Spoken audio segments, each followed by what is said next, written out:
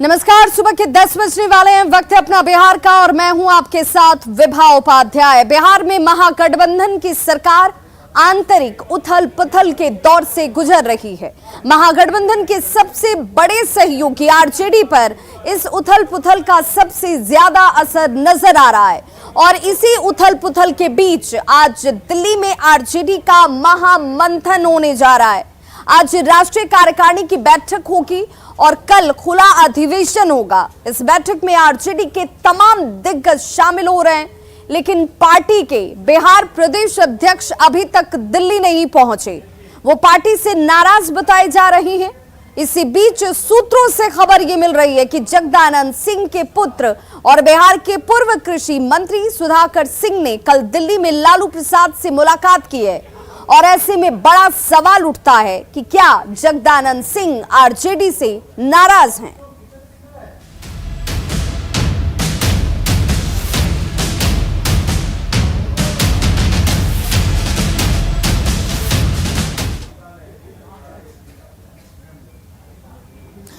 तो दिल्ली में आरजेडी का महामंथन आज होने वाला है और आरजेडी की राष्ट्रीय कार्यकारिणी की ये बैठक बेहद खास और अहम मानी जा रही है। एनडीएमसी कन्वेंशन सेंटर ये वो जगह है जहां पर इस बैठक की शुरुआत सुबह 11 बजे से होगी, जिसमें लालू तेजस्वी शामिल नजर आएंगे आपको। इसके साथ ही साथ तमाम सांसद विधायकों की मौजूदगी होगी। जगदानंद सिंह हालांकि दिल्ली अब तक नहीं पहुंच पाए हैं। आरजेडी के प्रदेश अध्यक्ष जगदानंद सिंह के वहां नहीं पहुंचने को लेकर के भी लोगों के बीच कई सवाल इस वक्त खड़े हो रहे हैं। कल राष्ट्रीय परिषद का खुला अधिवेशन होगा। दिल्ली के ताल कटोरा स्टेडियम में यह खुला अधिवेशन आयोजित किया गया है। लालू प्रसाद को इसी अधिवेशन में सर्टिफिकेट दिया जाएगा। 12वीं बार अध्यक्ष चुने गए हैं लालू प्रसाद और इसे लेकर यह सर्टिफिकेट उन्हें दिया जाना है। तो दिल्ली में आरजेडी का यह महामंथन आज शुरू होने वाला है।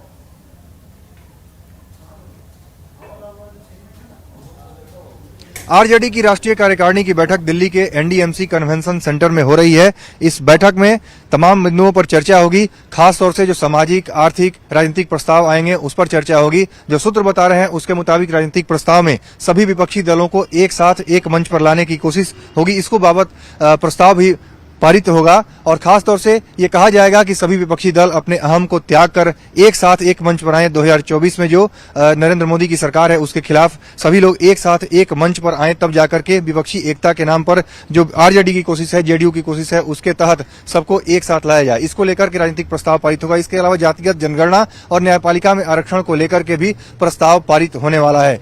कुल मिलाकर देखा जाए तो आरजेडी की पूरी तैयारी चल रही है दिल्ली में यहाँ पर इस कार्यकारिणी की बैठक को सफल बनाने की। लेकिन आरजेडी के प्रदेश अध्यक्ष जगदानंद सिंह अभी तक दिल्ली नहीं पहुंचे हैं। उनकी नाराजगी बताई जा रही है। हालांकि उनके बेटे और पूर्व कृषि मंत्री सुधाकर सिंह ने कल शाम लालू प्रसाद यादव से मुलाकात भी की है। तो इस बैठक में सुधाकर सिंह जरूर शामिल होंगे, लेकिन जगदानंद सिंह के शामिल होने को लेकर अभी भी संशय बरकरार है। वो दिल्ली नहीं पहुंचे हैं। तो आरजेडी की बैठक पहली बार दिल्ली में हो रही है। आरजेडी के 12वीं बार लालू प्रसाद यादव राष्ट्रीय अध्यक्ष चुने गए हैं। उनके नाम पर भी मोहर लगेगी, इंडोर्समेंट होगा इस कार्यकारिणी की बैठक में भी। और कल जो तालकटोरा स्टेडियम में खुला अधिवेशन है आरजेडी का, उसमें भी उनको सर्टिफिकेट दिया जाएगा, जीत का सर्टिफिकेट मिलेगा। यानी आरजेडी पूरी तरह से तैयारी में है और बिहार से बाहर निकलकर दिल्ली में कार्यकारिणी की बैठक कर, राष्ट्रीय परिषद की कल बैठक कर एक संदेश देना चाहती है और पार्टी का विस्तार भी बिहार से बाहर दिल्ली और बाकी दूसरे राज्यों में करने की आरजेडी तैयारी में है। कैमरामैन सोनू मंडल के साथ अमितेश सिंह, न्यूज 18 दिल्ली। तो बिल्कुल सुबह 11 बजे ये बैठक शुरू होगी और एनडीएमसी में इसे लेकर के तमाम तैयारियां की जा चुकी हैं। लेकिन आरजेडी के लिहाज से ये बैठक कितनी खास और महत्वपूर्ण है, हमारे सहयोगी अमितेश हमारे साथ इस वक्त सीधे लाइव जुड़ गए हैं दिल्ली से। अमितेश, पहली बार ऐसा हो रहा है जब आरजेडी अपनी इस बैठक को दिल्ली में आयोजित कर रही है। क्या मैसेज दिया जाना है इस बैठक के जरिए? क्या कोशिश की जाएगी?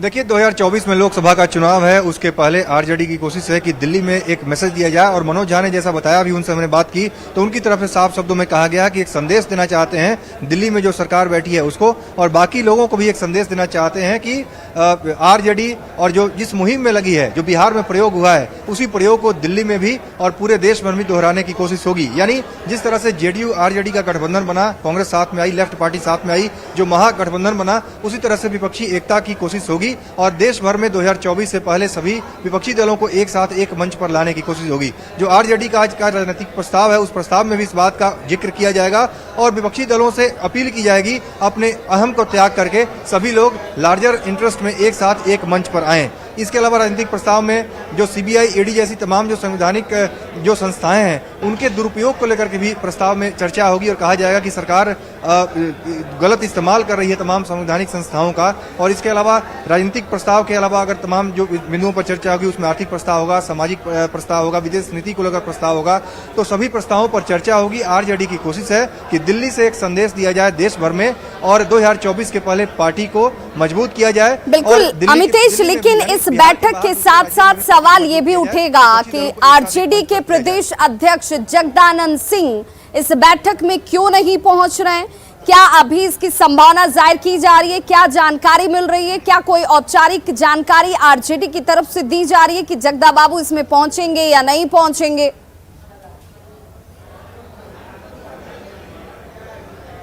आरजेडी की तरफ से साफ तौर पर इस पर कुछ नहीं कहा जा रहा है। इतना जरूर पूछा गया आरजेडी के जो राज्यसभा सांसद हैं और मुख्य प्रवक्ता मनोज झा, उनसे मैंने बात की थोड़ी देर पहले, तो उनका ये कहना था कि अभी 11 नहीं बजे हैं, 11 बजे का इंतजार कीजिए। यानी आरजेडी को अभी भी इस बात की उम्मीद है कि जगदानंद सिंह इस बैठक में शामिल हो सकते हैं। लेकिन उनकी नाराजगी के बाबत जब सवाल पूछा गया तो उनका यही कहना था, मनोज झा का कहना था कि जगदानंद सिंह केवल हमारी पार्टी के वरिष्ठ नेता ही नहीं है, बल्कि हमारे डिप्टी सीएम तेजस्वी यादव के अभिभावक भी हैं।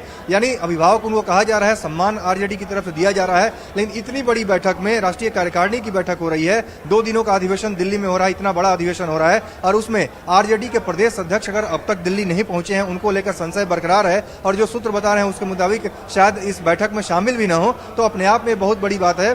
तो आरजेडी के नेता इस तो बिल्कुल विपक्षी दलों की जिस गोलबंदी का दावा किया जा रहा है और उसकी कोशिश इस अधिवेशन के जरिए की जाएगी अमितेश, उस पर सवाल सबसे पहले ये पूछा जाएगा, विपक्ष भी ये सवाल रखेगा कि आप खुद अपनी पार्टी के अंदर मचे इस अंतर्कलह को कैसे शांत कर रहे हैं, कैसे एकजुटता वहां पर आप बना रहे हैं।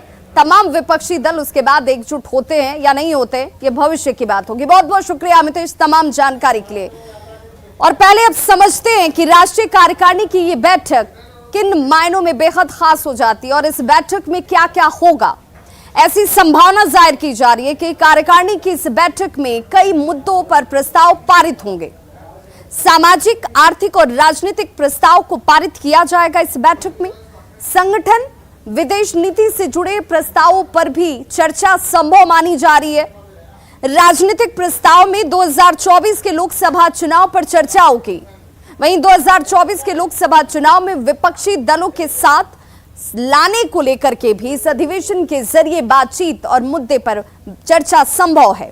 कार्यकारिणी और अधिवेशन से सभी दलों से एकजुटता की अपील की जाएगी। राष्ट्रीय कार्यकारिणी में जातिगत जनगणना के मुद्दे पर चर्चा हो सकती है। वहीं न्यायपालिका में आरक्षण के मुद्दे पर भी इस बैठक में चर्चा की संभावना जाहिर की जा रही है। बैठक में बतौर राष्ट्रीय अध्यक्ष लालू प्रसाद के नाम पर मोहर लगेगी।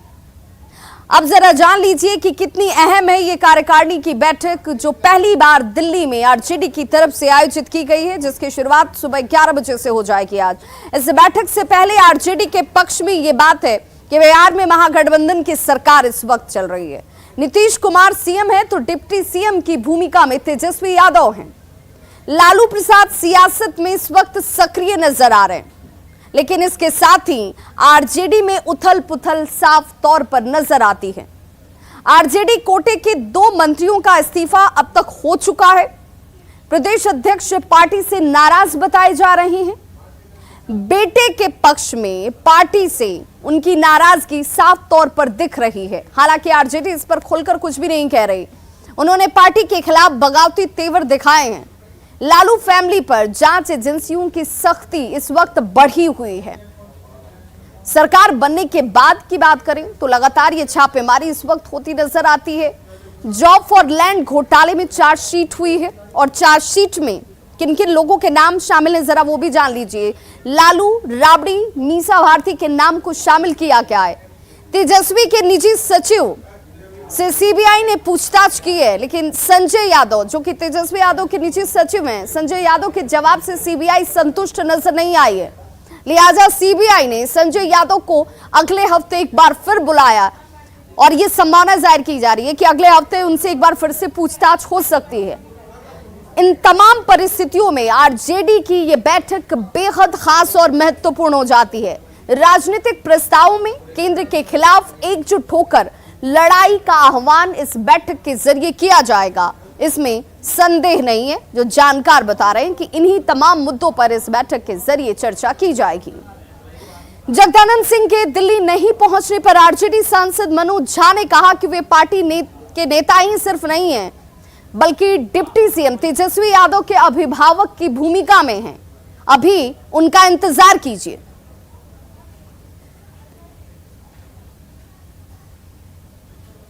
नहीं, मेरा तो सीधे तौर पे कहना, अभी तो 11 भी नहीं बजे है ना, 11:30 से ये मीटिंग है और हमारे दल के सिर्फ ना वरिष्ठ नेता सिर्फ नहीं है, बल्कि हमारे डिप्टी सीएम तेजस्वी जी के लिए अभिभावक की तरह, इसलिए नाराजगी जैसी तो कोई चीज ही नहीं होती है।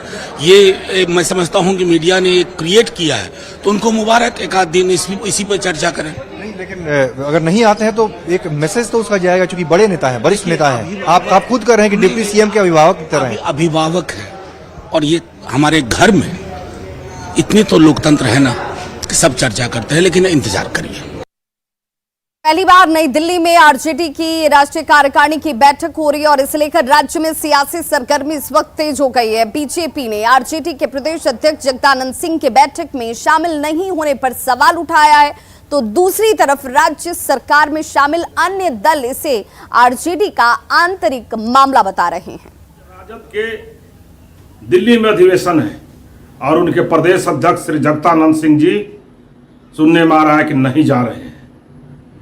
लगता है कि जगदानंद सिंह जी का जमीर जग चुका है, क्योंकि पुत्र को अमीर बनाने के चक्कर में धृतराष्ट्रों के समूह में। देखिए, राजद से हमारा गठबंधन बिहार में एक अच्छी सरकार चलाने के लिए हुआ है, राजद के आंतरिक मामलों में दखल देने के लिए नहीं हुआ है। जगदानंद सिंह जी राजद में नाराज हैं, खुश हैं, क्यों दिल्ली नहीं जा रहे हैं या वो जाने वाले हैं, इसमें दखल देने का अधिकार हमें नहीं है। दिल्ली में राष्ट्रीय जनता दल की बैठक, उनका खुला अधिवेशन आयोजित है।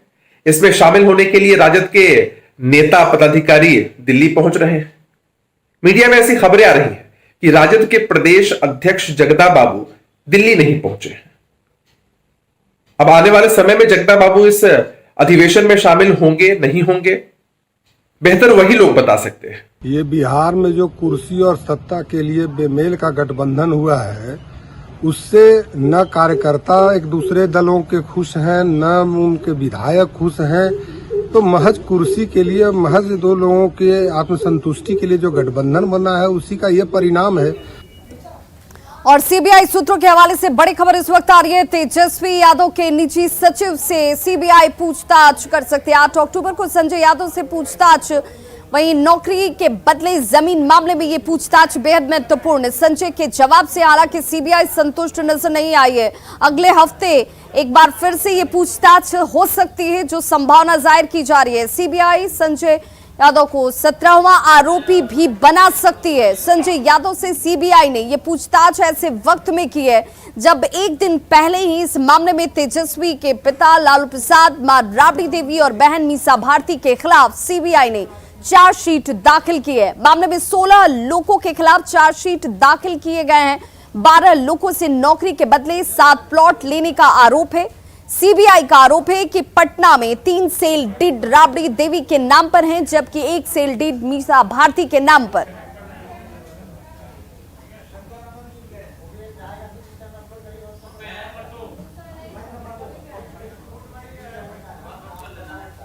तो अगले हफ्ते फिर बुला सकती है सीबीआई संजय यादव से पूछताछ को लेकर। और हमारे संवाददाता शंकर आनंद हमारे साथ इस वक्त ज्यादा जानकारी के साथ फोन लाइन पर दिल्ली से जुड़ चुके हैं। शंकर, संजय यादव से ये पूछताछ कितनी अहम हो जाती है, वो भी तब जब इस पूरे मामले को लेकर लालू प्रसाद, राबड़ी देवी, मीसा भारती के नाम पर चार्जशीट दाखिल हो चुकी है। देखिए, जिस तरह से पिछले 2 दिन पहले केंद्रीय जांच एजेंसी सीबीआई के द्वारा एक चार्जशीट दायर किया गया था और जॉब के और जिस तरह से जमीन के बदले जॉब देने का जो मसला था, इस मामले पर चार्जशीट दायर किया गया। 16 आरोपियों के खिलाफ उस चार्जशीट में नामजद किया गया था, उसको आरोपी बनाया गया और उस तमाम मामलों की पड़ताल के दौरान जिस तरह से संजय यादव की भूमिका सामने आई थी और ये जानकारी मिली थी कि संजय यादव का जो बेहद करीबी संबंध तेजस्वी यादव के साथ भी है, तो इन तमाम मामलों की गंभीरता को देखते हुए संजय यादव को पूछताछ के लिए बुलाया गया था और कल कई घंटों तक संजय यादव से पूछताछ की गई है। संजय यादव मूल रूप से हरियाणा का रहने वाला है, लेकिन जिस तरह से कल पूछताछ की गई है, उस पूछताछ के दौरान बहुत सारे सवालों का जवाब सही तरीके से संजय यादव नहीं दे सका। यानी कि संजय यादव के जो सवाल जवाब थे उससे सीबीआई की इन्वेस्टिगेटिव टीम खुश नहीं थी, संतुष्ट नहीं थी। लिहाजा अब इस मामले की गंभीरता को देखते हुए जल्द ही उससे पूछताछ करेगी। शंकर आनंद, संभावना ये जाहिर की जा रही है, कयास ये लगाए जा रहे हैं कि जिस तरीके से उनके जवाब से सीबीआई संतुष्ट नजर नहीं आ रही है, तो इन्हें 17वां आरोपी बनाया जा सकता है। अगर ऐसा होता है तो इस बाबत इसका सीधा असर या इसे लेकर परेशानी जो है वो तेजस्वी यादव की बढ़ती नजर आएगी। देखिए, निश्चित तौर पे देखिए, इस मामले में अब क्या होगा कि अगले सप्ताह फिर से पूछताछ के लिए इनको बुलाया जाएगा और अगले सप्ताह जब पूछताछ की जाएगी उसके बाद इन तमाम मामलों की आगे की पड़ताल होगी। और निश्चित तौर पे मैं आज ही आपको बता रहा हूं कि इस मामले पर आने वाले वक्त में एक सीबीआई सप्लीमेंट्री चार्जशीट फाइल करेगी। सप्लीमेंट्री चार्जशीट, जिसको पूरक आरोप पत्र भी कह सकते हैं। तो सप्लीमेंट्री चार्जशीट जब फाइल किया जाएगा तो उस सप्लीमेंट्री चार्जशीट में कई अन्य दूसरे जो आरोपी हैं उसके खिलाफ वो आरोप पत्र दायर होगा। उस चार्जशीट में कई ऐसे आरोपी हैं जिसके बारे में बताया जाएगा कि उसकी भूमिका कही रही है। तो अभी पहला चार्जशीट जो दायर हुआ है, इस आरोप के आधार पर आगे सप्लीमेंट्री चार्जशीट दायर होने वाला है और इसके साथ ही जल्द ही इसी मामले की गंभीरता को देखते हुए केंद्रीय जांच एजेंसी ईडी, जो दूसरी एजेंसी है, ईडी भी इस मामले को लेकर अभी जल्द ही कुछ बड़े ऑपरेशन को अंजाम दे सकती है। और केंद्रीय जांच एजेंसी ईडी की बात करें तो मनी लॉन्ड्रिंग एक्ट के तहत इस मामले में कार्रवाई करेगी। तो एक तरह से कहा जा सकता है कि एक तरफ सीबीआई शिकंजा और दूसरी तरफ ईडी का भी शिकंजा इस मामले में कसने वाला है। यानी कि परेशानी सीधे तौर पर इस वक्त बढ़ने वाली है लालू एंड फैमिली की। बहुत बहुत शुक्रिया शंकर आनंद इस तमाम जानकारी के लिए। तो अब ऐसे में जरा ये जान लीजिए कि संजय यादव कौन है। संजय यादव तेजस्वी यादव के निजी सचिव हैं, जिनसे पूछताछ सीबीआई की तरफ से एक दौर की जा चुकी है, लेकिन जवाब से संतुष्ट सीबीआई नजर नहीं आ रही है। 2015 में तेजस्वी के निजी सचिव थे संजय यादव। अभी भी तेजस्वी यादव के बेहद खास माने जाते हैं संजय यादव, जिनसे ये पूछताछ इस वक्त होनी है और एक दौर की पूछताछ हो चुकी है। सरकारी मीटिंग में तेजस्वी यादव के साथ संजय यादव दिखते रहे हैं। संजय यादव को सीबीआई ने तीसरा सम्मन भेजा। पहला सम्मन 29 अगस्त को भेजा क्या था। संजय यादव ने दिल्ली हाईकोर्ट में सम्मन को चुनौती दी थी। सीबीआई पर परेशान करने का संजय यादव की तरफ से आरोप लगाया गया। वहीं जॉब फॉर लैंड स्कैम को समझना जरूरी है, जिसे लेकर यह पूरा मामला इस वक्त प्रकाश में है। घोटाला नौकरी के बदले जमीन से जुड़ा हुआ है। लालू प्रसाद के रेल मंत्री रहते हुए घोटाला किया गया। साल था 2004 से 2009 तक का, जब लालू प्रसाद रेल मंत्री के तौर पर अपनी भूमिका निभा रहे थे। कई लोगों को बिना परीक्षा नौकरी दी गई। नौकरी के बदले कीमती जमीनें लिखवाई गईं। लालू प्रसाद के मंत्री रहते शिकायत की गई थी, और ये शिकायत करने वाले लोग कौन थे वो भी जान लीजिए। ललन सिंह और शिवानंद तिवारी की तरफ से शिकायत दर्ज कराई गई थी, जिसे बार बार बीजेपी उठाती रही है कि आखिर ये मामला प्रकाश में कौन लेकर आया। मई में सीबीआई ने 17 जगहों पर एक एक करके ताबड़तोड़ छापेमारी की। जमीन सीधे लालू प्रसाद के नाम पर नहीं आई, जमीन किसी और के नाम पर लिखवाई गई और बाद में उसे परिवार को गिफ्ट कर दिया गया। यानी कि लालू एंड फैमिली को ये गिफ्ट के तौर पर जमीनें दे दी गईं। और इसीलिए अब इस पूरे मामले को लेकर के परेशानी इस लालू परिवार की बढ़ी हुई है। और यही वजह है कि इस परेशानी के बाद लगातार अब कहा जा रहा है कि सिर्फ सीबीआई की तरफ से नहीं, ईडी की तरफ से भी शिकंजा बहुत जल्द कस सकता है, जिसकी ईडी तैयारी कर रही है। खबरों का सिलसिला लगातार जारी है, आप देखते रहिए न्यूज़ 18 बिहार झारखंड, यहां खबरों का सिलसिला कभी नहीं थमता।